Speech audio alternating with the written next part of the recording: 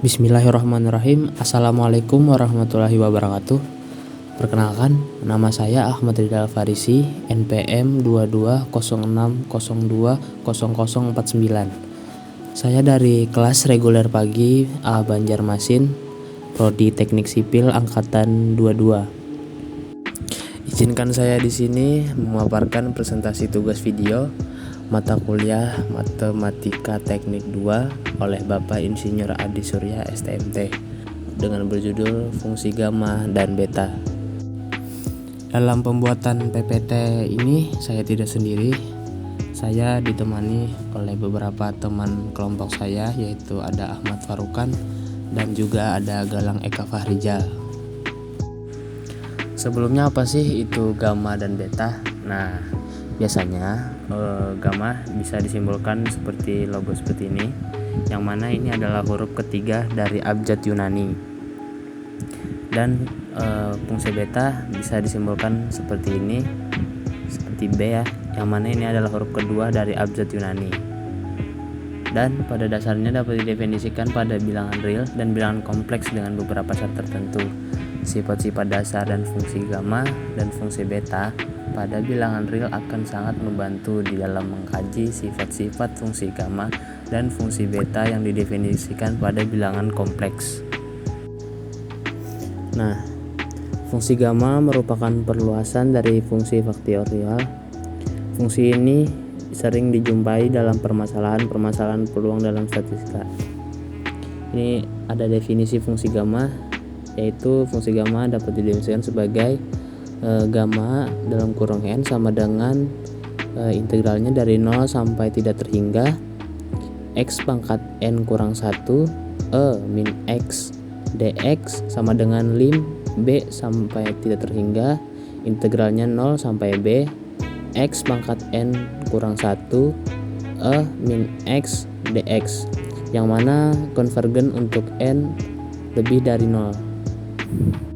Nah, di sini ada rumus berulang untuk fungsi gamma, yaitu ada gamma dalam kurung n tambah 1 sama dengan n gamma dalam kurung n sama dengan n faktorial, di mana gamma dalam kurung 1 sama dengan 1 dan rumus untuk n faktorial adalah n faktorial, yaitu n faktorial sama dengan n dalam kurung n kurang 1 faktorial atau n lebih dari atau sama dengan 1 dan 1 sama dengan n sama dengan 0. Nah, di sini ada contoh soal gamma. Kita perhatikan ini ada gamma dalam kurung 6 per 2 gamma dalam kurung 3 sama dengan gamma dalam kurung 5 tambah 1 per 2 gamma 2 tambah 1 sama dengan 5 faktorial per 2 kali 2 gamma sama dengan 30. Gamma dalam kurung 5 per 2 sama dengan 3 per 2 kali 1 per 2 gamma dalam kurung 1 per 2 sama dengan 3 per 4 akar pi. Jadi perhatikan kembali hasil di atas. Dalam beberapa kasus kita sering menjumpai R dalam kurung 1 per 2 sama dengan akar pi. Jadi karena pembuktiannya melibatkan prosedur integral lipat 2, yang mana itu bisa kita gali lagi di kelompok lain. Jadi untuk sementara hafalkan saja hasil tersebut dulu.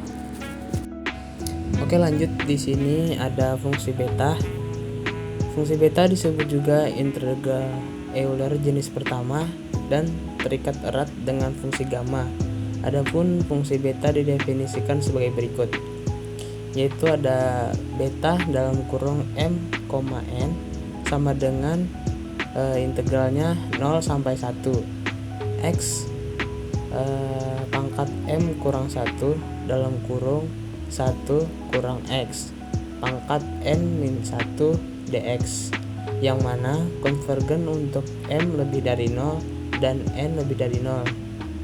Akan kita tunjukkan kebenaran dari hubungan ini dengan misalkan z sama dengan x2, b dalam kurung m, n sama dengan r dalam kurung M R dalam kurung N per R dalam kurung M tambah N. Nah, kok bisa sih gamma berhubungan dan beta? Nah, jadi hubungan fungsi gamma dan beta yakni adalah beta dalam kurung M, N sama dengan gamma dalam kurung M, gamma dalam kurung N per gamma dalam kurung M tambah N, M lebih dari 0 dan N lebih dari 0. Oke, lanjut ke contoh soal beta, yaitu adalah hitung nilai beta dalam kurung 6,2. Beta dalam kurung M, N sama dengan akar M dikali akar N per akar dalam kurung M tambah N. Beta dalam kurung 6 dan 2 sama dengan akar 6 dikali akar 2 kurang 1 per akar dalam kurung 6 tambah 2 dikurang 1 sama dengan 5 faktorial dikali 1 faktorial per 7 faktorial sama dengan 5 faktorial dikali 1 per 7 dikali 6 dikali 5 dikali 1 sama dengan 1 per 42. Baik, sekian presentasi dari saya. Mohon maaf jika ada kekurangan ataupun kesalahan dalam pemaparan materi. Saya Ahmad Ridal Farisi pamit undur diri. Wabillahi taufik wal hidayah. Wassalamualaikum warahmatullahi wabarakatuh.